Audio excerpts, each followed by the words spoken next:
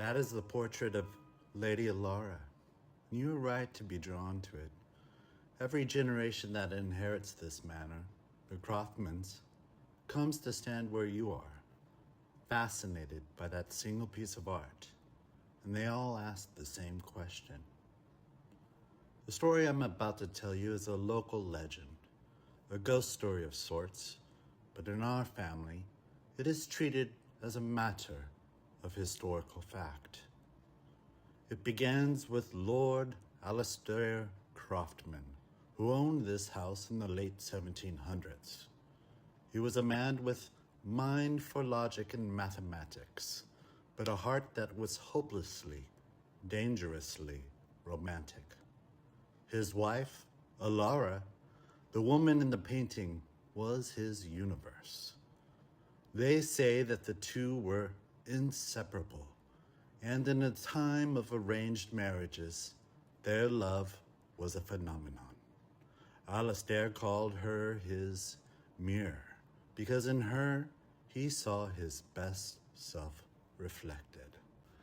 Elara was known for her beauty, yes, but also for her mind. She loved mysteries and intricate puzzles.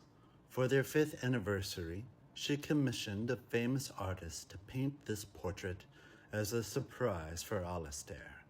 In it, she wore her favorite sapphire gown, and at her throat, the unique, multi-stranded gold necklace that Alastair had designed for her. The portrait was a triumph.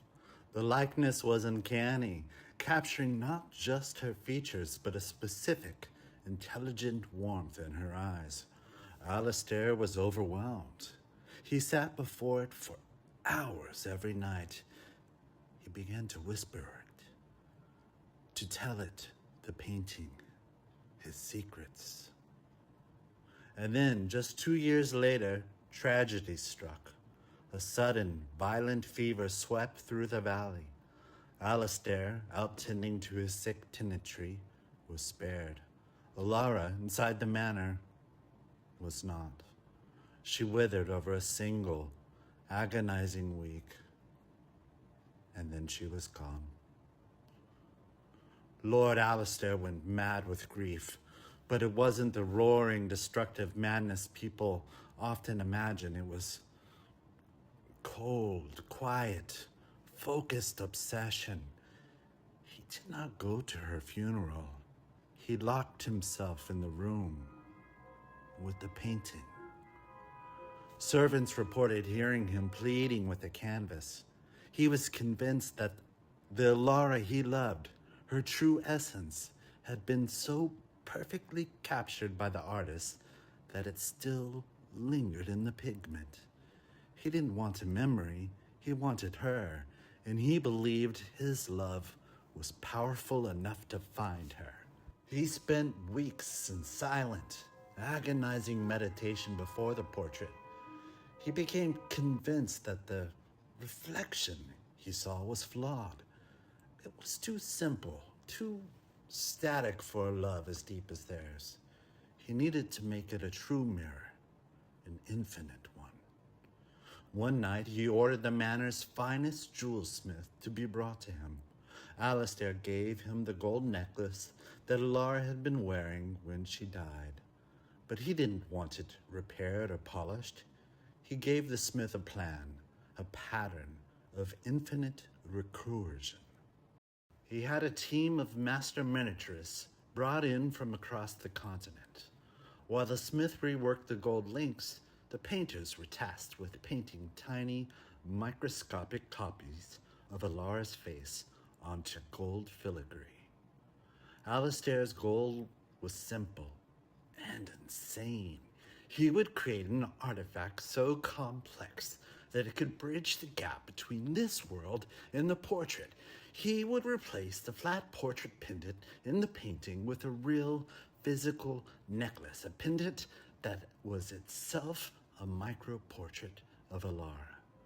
For a year, the manor was a silent factory.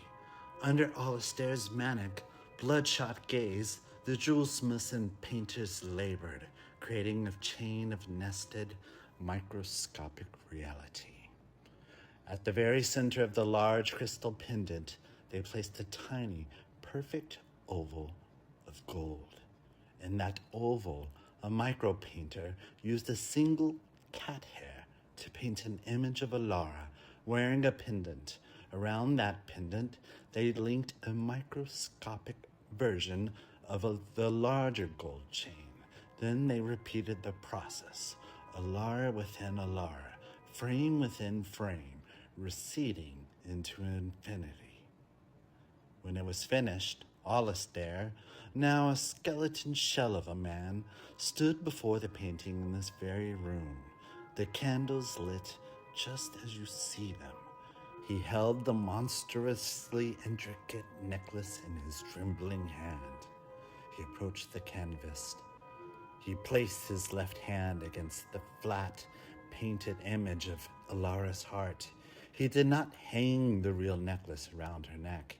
He pushed the entire artifact into the paint. The servants, waiting outside the door, reported hearing a sound like a great resonant bell being struck once, followed by a rush of cold air that blew open the windows, and then silence.